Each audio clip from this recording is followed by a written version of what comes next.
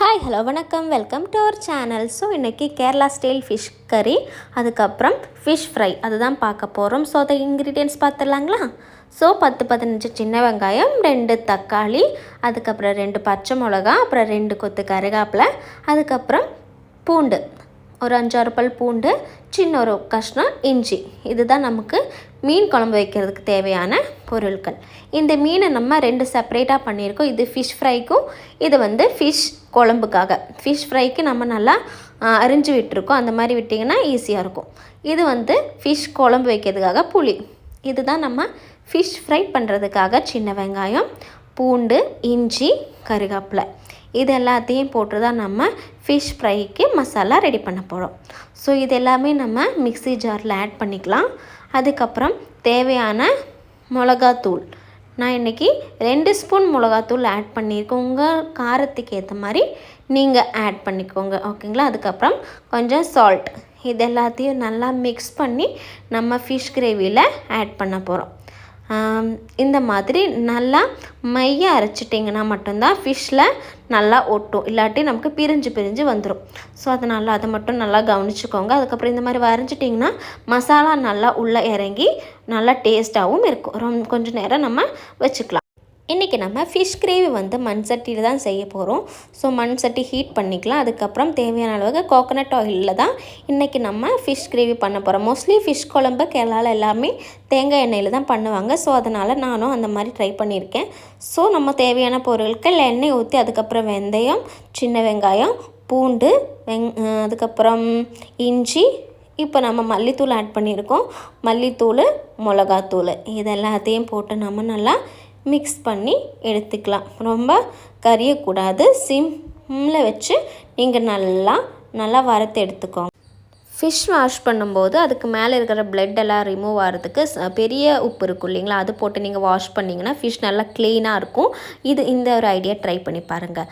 அதுக்கப்புறம் நம்ம மண் சட்டி வச்சு எண்ணெய் ஊற்றி கடுகு போட்டு நம்ம எடுத்து வச்சுருக்கிற தக்காளி ஆட் பண்ணிக்கலாம். அப்புறம் நம்ம 2 கொத்து கருவேப்பிலை அது ஆட் பண்ணி பச்சை மிளகா போட்டு இதை நல்லா வதக்கி விட்டுக்கலாம்.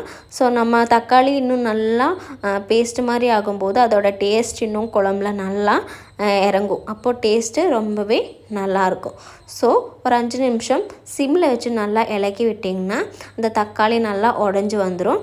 அதுக்கப்புறம் இந்த மசாலா நம்ம கொஞ்சம் தேங்காவும் ஆட் பண்ணிக்கோங்க. நான் உங்களுக்கு வீடியோ எடுக்கும்போது நான் ஆட் பண்ண மறந்துட்டேன். ஸோ அதுக்கப்புறம் நீங்கள் அதில் கொஞ்சம் தேங்காய் அரைச்சி ஊற்றிக்கோங்க, ஓகேங்களா? ஸோ அதை ஆட் பண்ணி நல்லா மிக்ஸ் பண்ணி எடுத்துக்கலாம். ஸோ கொஞ்ச நேரம் நம்ம கொதிக்க விடணும். கொதிக்க விட்டதுக்கு அப்புறமா இதில் கொஞ்சம் நம்ம எடுத்து வச்சுருக்கிற புளி இருக்குது இல்லைங்களா, ஸோ அந்த புளி நம்ம ஆட் பண்ணிக்கலாம். ஸோ இன்றைக்கி நான் கருத்த புளி தான் எடுத்திருக்கேன். அதை எடுத்துக்கிட்டிங்கன்னா குழம்புக்கு இன்னும் டேஸ்ட்டாகவும் இருக்கும், பார்க்கவும் நல்லாயிருக்கும். நார்மல் புளியை விட இந்த மாதிரி புளி எடுத்துட்டிங்கன்னா டேஸ்ட்டு ரொம்பவே நல்லாயிருக்கும். அதனால தான் நான் இந்த கருத்த புளி என்கிட்ட இருந்தனால நான் அந்த புளியை ஆட் பண்ணியிருக்கேன். ஸோ கொஞ்சம் நேரம் நம்ம இந்த குழம்பு நல்லா கொதிக்க விட்டதுக்கப்புறம் நம்மக்கிட்ட இருக்கிற ஃப்ரெஷ்ஷு ஒவ்வொன்றா எடுத்து ஆட் பண்ணலாம். ஃபஸ்ட்டு நீங்கள் 1-2 மீன் போட்டு அதை நல்லா கொதிக்க வச்சிங்கன்னா டேஸ்ட் இன்னும் உங்களுக்கு நல்லா அந்த ஃபிஷ்ஷோட டேஸ்ட் இன்னும் நல்லா மீனில் இறங்கும்.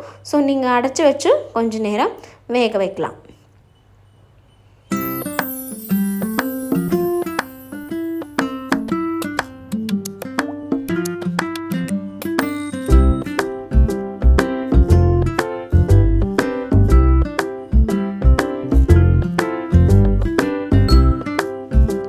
பாருங்கள், ஃபிஷ் கிரேவி நல்லா திளைச்சி வந்திருக்கு. நல்லா வந்ததும் நம்மக்கிட்ட இருக்கிற ஃபிஷ் எடுத்து எல்லாமே நீங்கள் ஆட் பண்ணிக்கலாம். இல்லை அதுக்கு முன்னாடி ஒரு 2-3 ஃபிஷ் ஆட் பண்ணிங்கன்னா அதோட டேஸ்ட் இன்னும் நல்லா உங்களுக்கு எடுத்து கொடுக்கும்.